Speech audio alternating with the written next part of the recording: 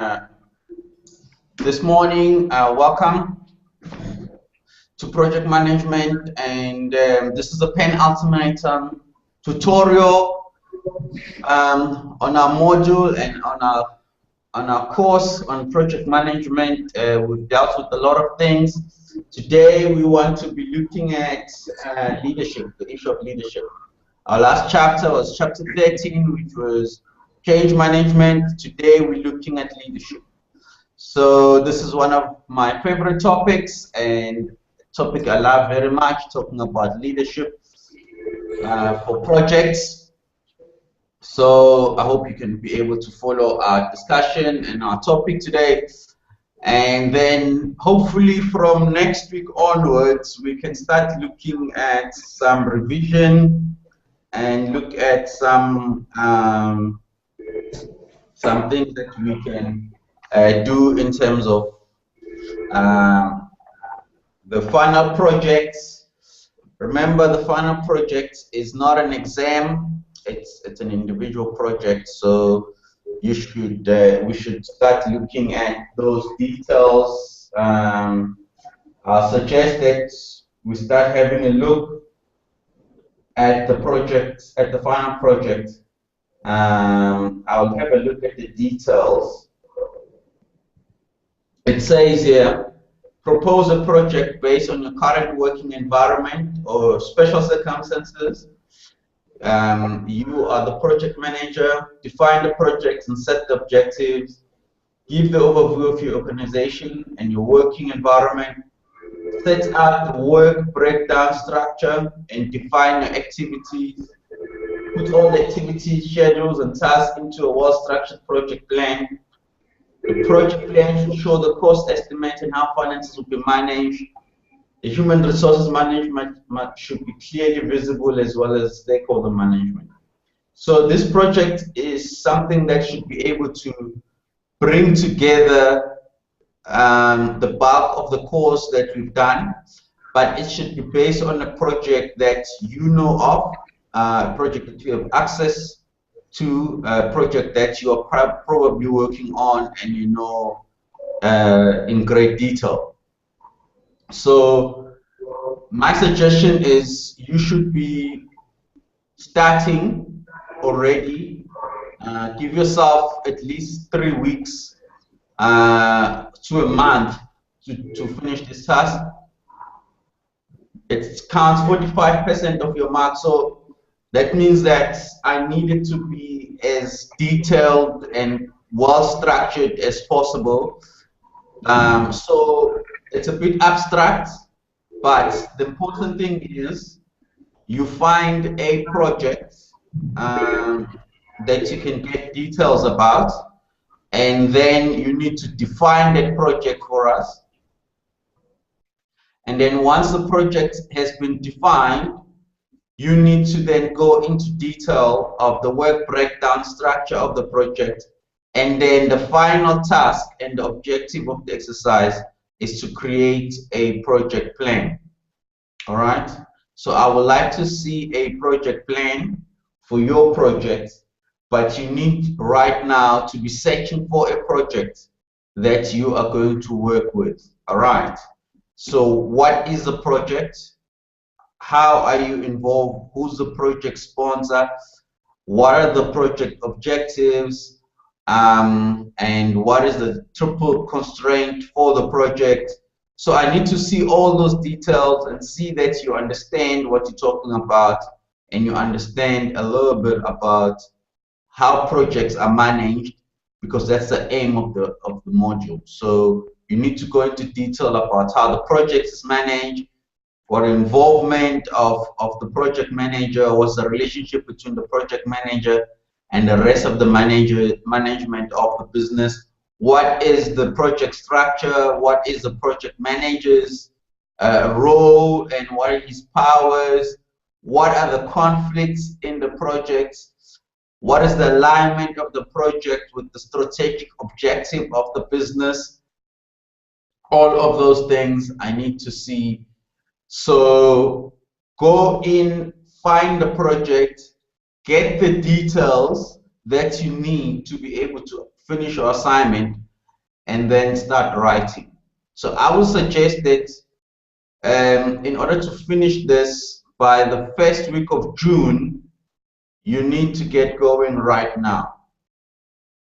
You need to get going, at least start identifying the project if you don't have an idea yet. If it's not in your business, if it's not something that you are personally involved in, you might need to get someone's permission to get more details of the project, and this is going to require a little bit more effort from your side. So the write-up for the project is plus or minus 10 pages, or a little bit more. If it's less than 10 pages, then I doubt you have given this enough thought. And so please just go into it and start tackling it. If I were you, I would put down all the important things that need to go into the project. I would start by introducing the project. I will start by describing the circumstances and the environment that the project is in, why the project was initiated, and then go into the strategic intent of the project, how the project relates to the business, if the business is going down into turnaround project, how it's going to affect the business, and why it's so important to do this particular project. And then you go into the project overview, and then you go into the project objectives, and then you go into, so I need to see that there is a structure in your write-up. Don't just flood me with detail. Just put a structure in and make it flow properly. All right, so that's a little bit about the final assignment. So again, I suggest that you get going with your final assignment, so that you give yourself a chance and a good chance to finish the project in time and to finish your assignment. Again, we are doing project management, so you have to do it. You have to have at least one assignment that leads into some kind of a hands-on skill on project management. All right. If there are no more questions on this assignment, which counts 40% of your final mark, I would like to get on with today's topic. Are there any questions before I move on? All right, so I take that as a no, and let's get going. So we are on chapter 14, dealing with leadership. And that's what we're going to tackle today. So we want to define leadership. What is the difference between management and leadership? What is the difference between project manager and a project leader? We want to clarify and classify the leadership traits required by a project manager in a leadership capacity. We want to classify the leadership behavior relevant for a project manager in a leading capacity. Classify leadership situational factors to be considered by a project manager in a leading capacity. Explain the role of a project leader, and we want to present and discuss requirements for a successful project leadership.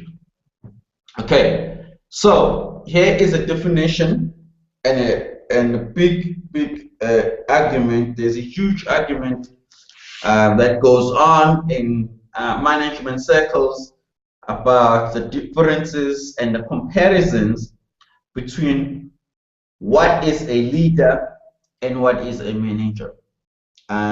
If you continue studying business, this question will always come up, and we always have to define it over and over again, because it seems people are not grasping the facts, or they don't want to accept the facts. But let's have a look. Leadership is a process of communication and motivation to influence employees to act and work towards achieving organizational objectives. Okay, so there's a, if I were you, I will underline the word influence. The word influence becomes very critical in leadership. Management is a process of planning, organizing, leading, and controlling on strategic, tactical, and operational level within the organization, its departments, and in various projects. So management then becomes about managing processes, making sure things are moving. All right. So making sure things are being controlled, things are working according to plan, things are operational. So there's movement within the organization. The kinds of things that the organization does, those things are happening. So that's a management role. So it's very much based on operational, tactical and operational level. And that's the important thing about management. Key elements in defining leadership. Leader-follower relation, all right? Influence, organizational objectives, change, and people, all right? Now, let's look at this a little bit more. Leader-follower relations. If, for example, a project team member who is an employee is not interested in taking charge, she is best suited as a follower. So anyone who's not willing to be in charge then becomes a follower. However, exceptional followers also perform leadership roles as well as influencing leaders. So if a follower is a person who influences the leader, that person automatically becomes a leader. All right. So again, that word influence becomes important. Influencing is based on two fundamental processes, namely communication and motivation. And so you can influence by how you share information. You can influence by how you motivate people to follow a certain path and to go in a certain direction. And again, the important thing for leaders is that they're able to motivate people from the inside out, so that people are not forced, they don't feel forced to do something, but rather that they volunteer to do it the way that the leader sees fit for the direction of the project. Influence is therefore the basis of leadership. Leaders gain commitment from followers who are willing to be influenced. Fast-paced and complex organizations require more leadership than other organizations. All right. Now, organizational objectives. So the important thing for leaders is that they are able to focus on organizational objectives. The leader should always have their eyes and mind on achieving the objectives. I mean, we can be great leaders, but if the organizations that we are leading do not achieve their objectives, then there's something wrong. All right? Then there's something wrong. Okay, change. Most of the time, leaders are required to bring about positive changes to the organization, helping people to accept change and to see the necessity for the change. This is the job of leaders. Managers take the change and implement it. Leaders need to inspire change. That's the word, inspire change in people. So if the leader cannot inspire people to change, then the leader has a big problem in their leadership. Even though people in general are not specifically mentioned in typical leadership, but one of the big elements of leadership is people. Can you deal with people? Most people like to be leaders, but they don't want to deal with the problems of people that follow with leadership.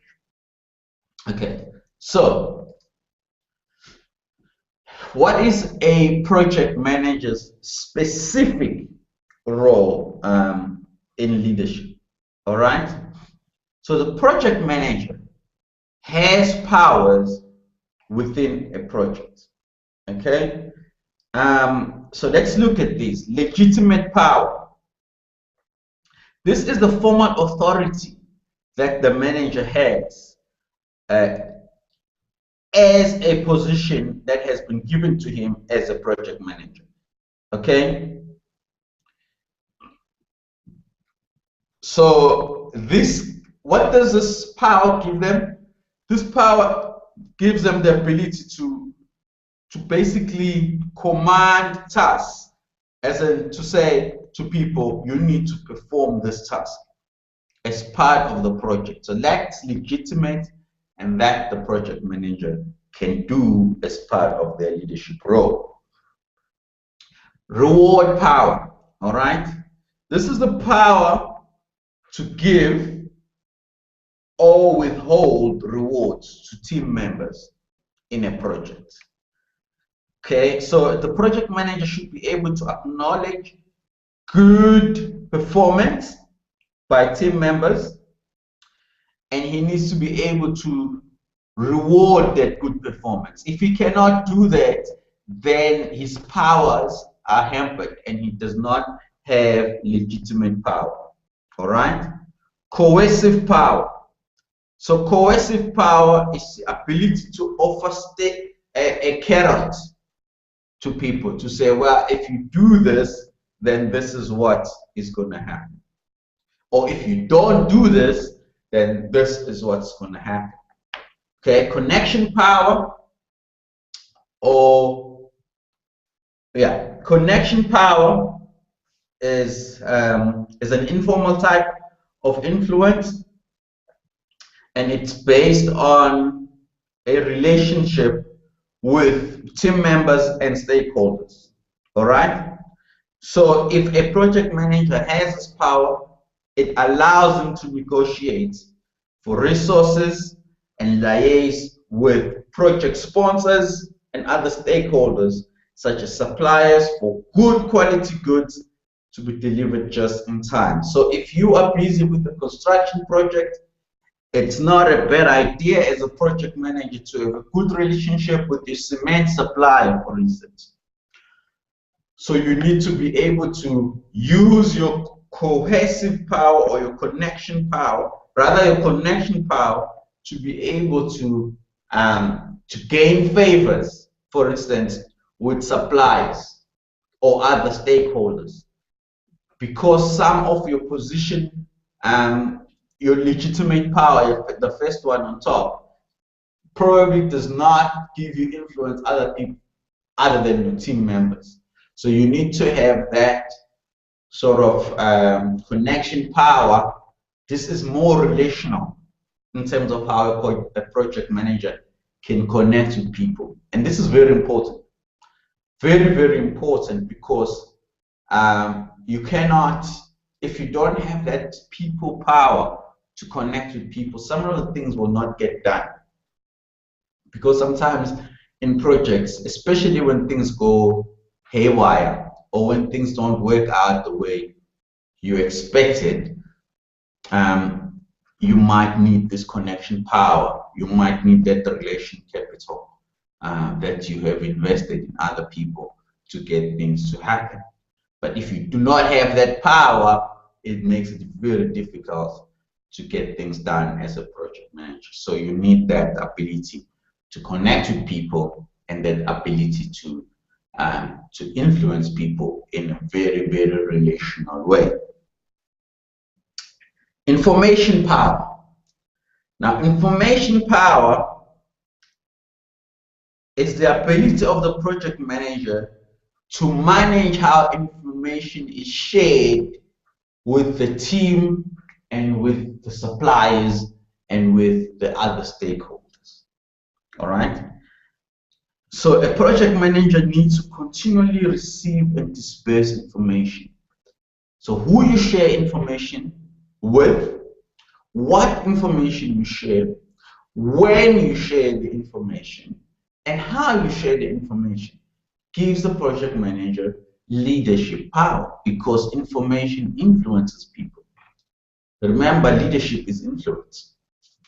So how a project manager do this, what information is shared, how information is shared, when information is shared, and with whom information is shared, that is the power that the project manager has. Expert power. Project manager is assumed to have certain abilities and skills, advanced skills and knowledge that other people don't have in the project. That's why he's a project manager, because he's deemed to be an expert in that particular field. So the project manager then has to use his advanced skills powers in case when the team as well as other stakeholders require opinions, advanced opinions on the project, and then the project manager can use his expert powers to influence the direction of the project. Reference power.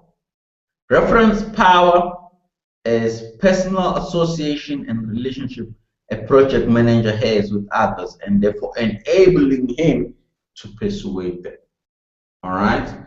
So a project manager often lacks legitimate power based on temporary nature of his project.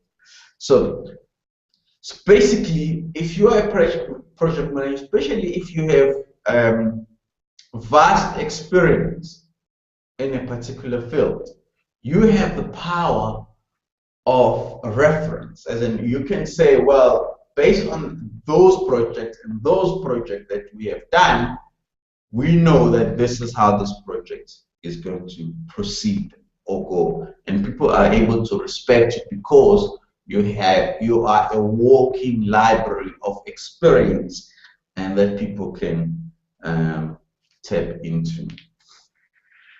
Okay, so what are the effective leadership traits that a project manager, these are characteristics of effective leadership that a project manager ought to have. So let's look at this. There's quite a few, so we'll go through them as we go along. Okay, so self-confidence. The leaders who are self-assured in their judgment, ideas, and decision. So self-confidence is very important. So if you lack self-confidence, it's going to be very difficult for other people to either believe what you're saying or to have to place confidence in the work that you are doing. So you need to be someone who has confidence in what they know and in their abilities. Stability. Emotionally, this is there's something that we call emotional intelligence. A project manager needs a little bit of this, because things in a project can go absolutely wrong sometimes, and things can sometimes do not follow a predictable pattern. You need someone who can hold their own in that particular environment when things seem not to be going according to plan. And so the project manager needs to be able to to stay cool and calm, like a captain during a storm in a ship, and he has many lives that could be in danger. You need to be in stabilized situation by holding your own emotion. Intelligence. This is the cognitive ability of leaders to solve problems, make decisions, and think critically in a situation. So this is the topsy-turvy, because again, things in a project can seem to go completely haywire. The project manager needs to be able to have that quick problem-solving skill, decision-making, and critical thinking in a project. So this is very important. Sensitivity to others. This is a tactic that the project manager needs to have.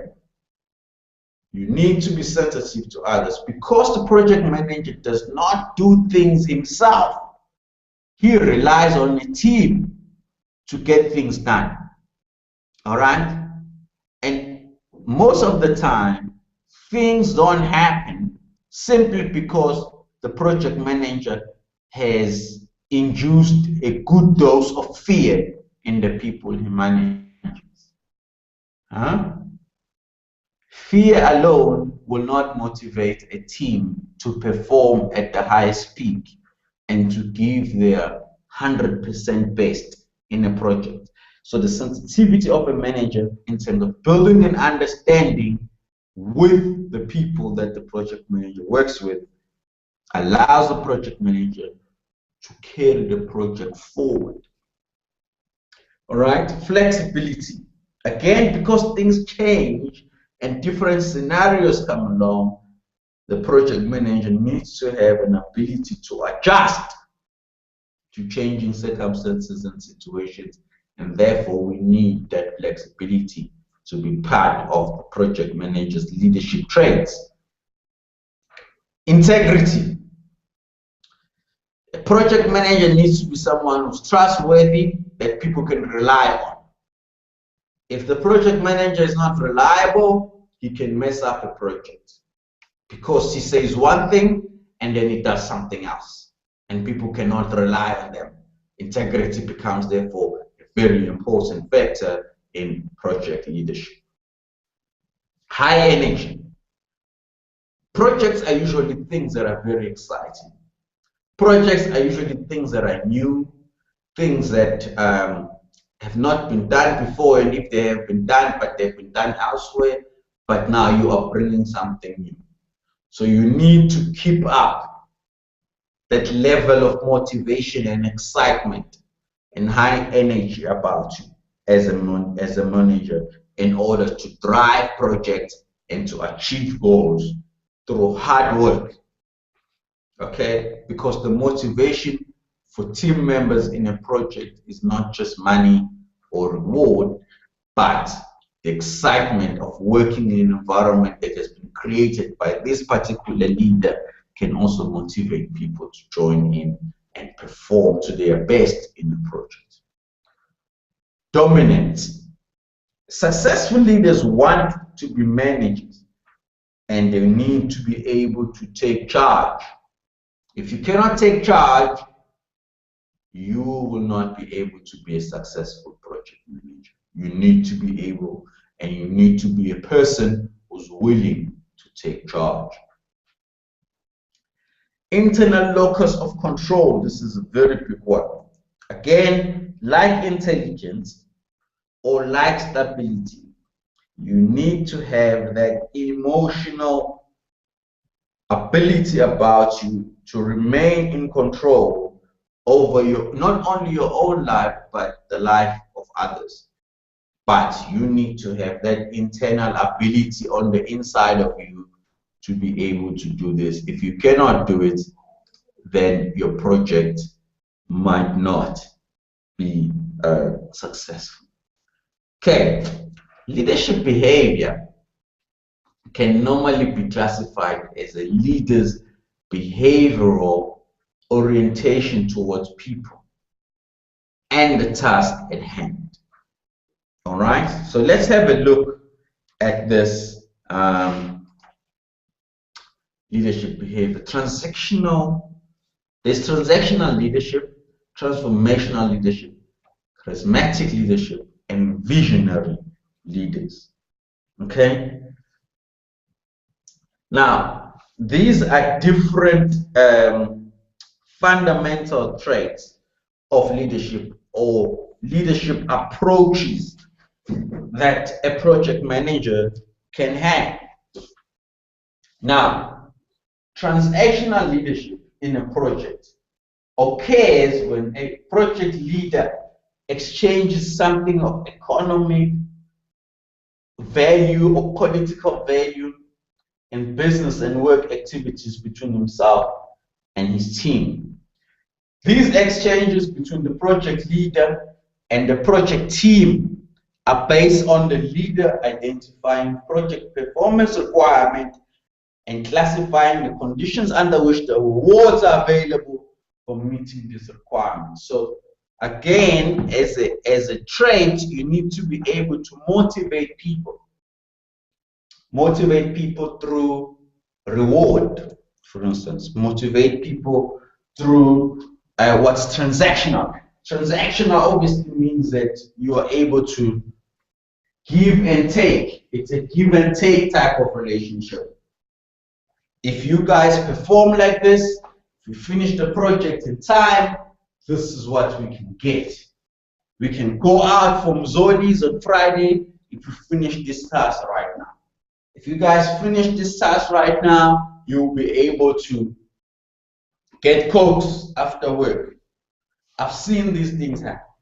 People get motivated, people get charged up, and people get going with the project because the manager was able. So these can be small things during a project, just to get people to finish a task quickly, get people to move along on a particular thing, not only with the team members, but this also can happen with suppliers.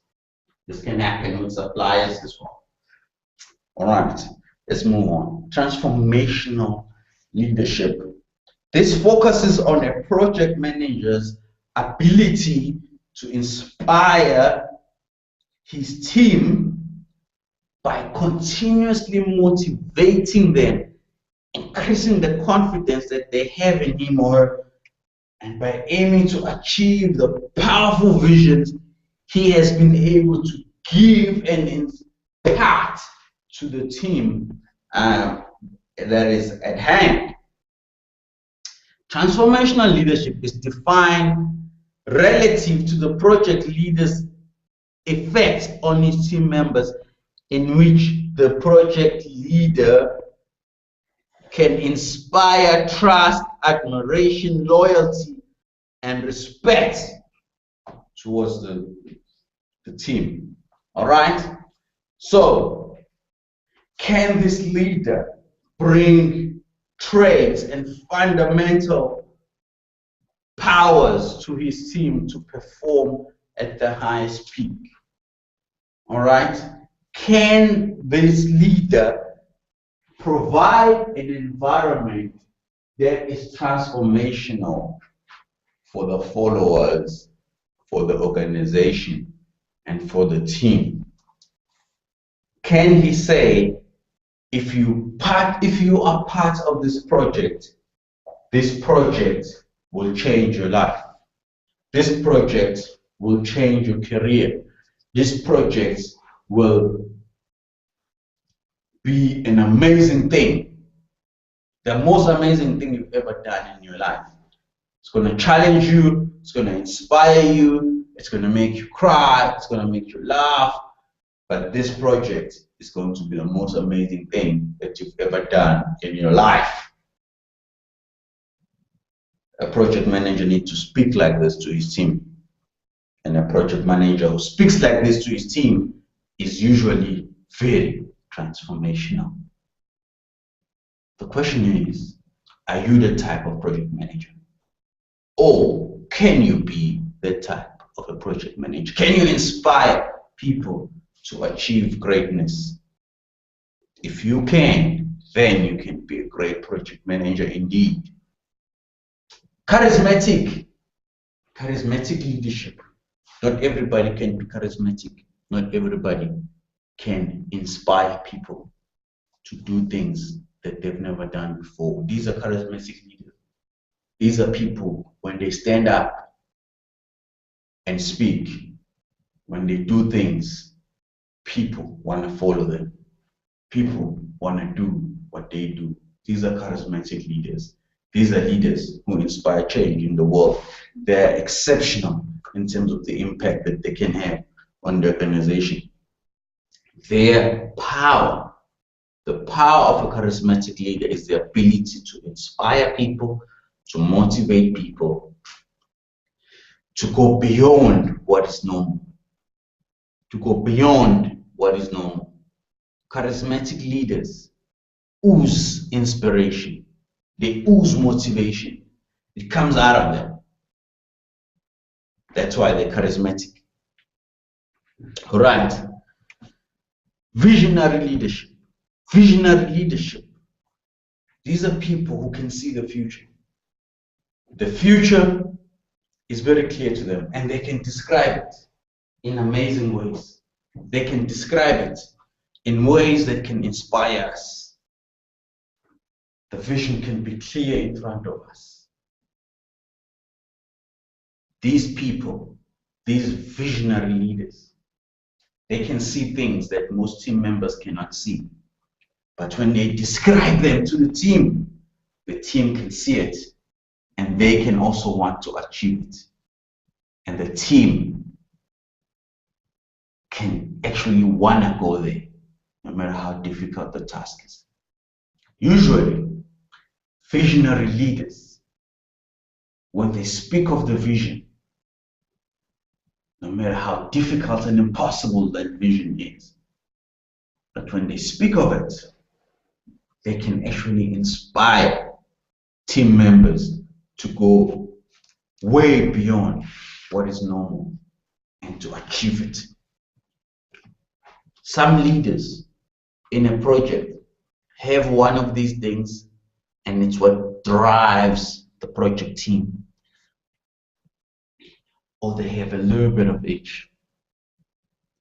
But you need to have some of these things if you want to be a great project leader and a great project manager. Remember, project managers and project management does not only have to do with managing tasks, it has to do with managing people. And that's why we need to be able to influence the people that we lead in a project. If we cannot influence the people we lead in projects, then we might not get tasks to be done, because tasks that needs to be done in a project sometimes require people to go way beyond what is normal and go to where no man has gone before. This is what projects are about. Projects are about going beyond what is normal and going beyond the call of duty.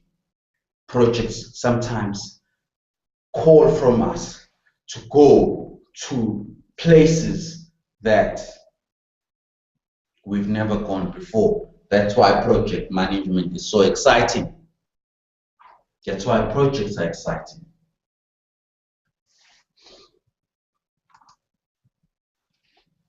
Leadership situational factors. Leadership situational factors are those factors which vary from situation to situation. Again, I've said situations in a project can change, which should be considered when identifying the most suitable leader and the most appropriate leadership behavior for a given situation.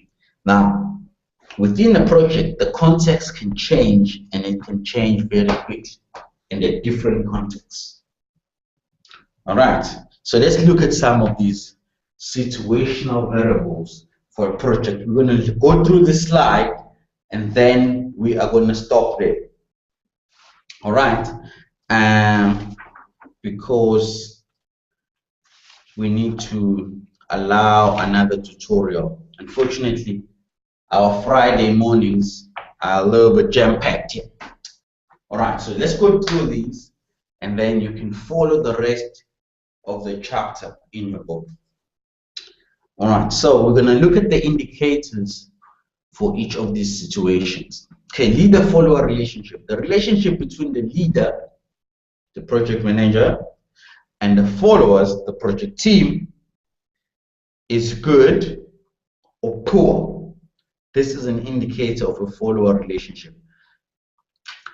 In a leader-follower relationship, the manager needs to manage and get the cooperation of the team. If the team is cooperative and the environment that they're in is good and friendly, then the manager is doing a good job in terms of those relationships. Again, the manager must be cognitive and be conscious of the relationship between him and the followers, or him and the team. Task structure. The task to be completed by the team is structured. So the task, again, it's an important part of the project. So the project manager needs to be able to manage tasks. Excuse me. Position power. Has the manager been able to convey and portray the power of his position? Okay, manager. This is the personality and preferred behavior style of the leader on the past experience and knowledge. Okay, subordinates, the team members, the followers. The indicator here is the followers' preferred leadership style that they would like to work under. It also considers the extent to which the followers accept authority from the leader. Okay, so you can look at all of those different contexts and on page 373 of your book. All right, so before I go, are there any questions on what we have done so far? Is there anything? I think most of the rest of the chapter just keeps reiterating different circumstances and situations that require leadership in a project. But the important thing is that the leader is able to influence and manage that influence of the team throughout the project. All right, is there anything that is unclear so far that I need to clarify before I go? You can ask and you can shoot right now. Let me just check on the Q&A if there are any questions.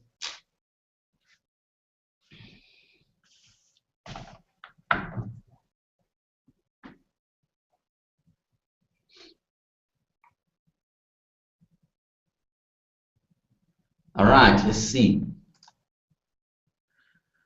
All right, Salt River, thank you so much for joining us. This is one of the most exciting chapters in our book, and I love it. So let's join again next week. It's probably going to be our last week of project reviews, and then maybe come next week and we will discuss some of the projects that you have chosen and some of the things that you want to do as part of your final assignment. Please come and ask questions, and then we will have a look at those, and then we will have a review on that. So please try to tackle the questions, try to get started with your assignment, your final assignment. It's very important that you get going immediately. All right. Thank you very much, guys. We will see you next week. All right. Cheers.